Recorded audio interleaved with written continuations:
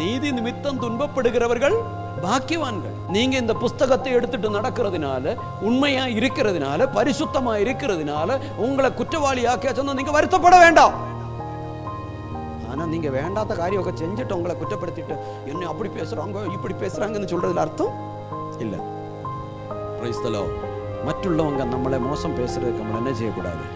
இடம் கொடுக்க கூடாது.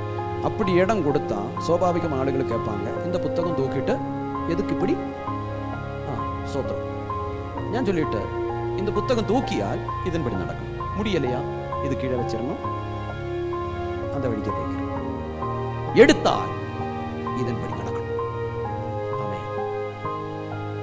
യേശുവെ ഉള്ളത്തിൽ ഏറ്റുകൊണ്ടതുണ്ടാനാൽ അതற்கேற்றபடி നമ്മൾ നടക്കണം.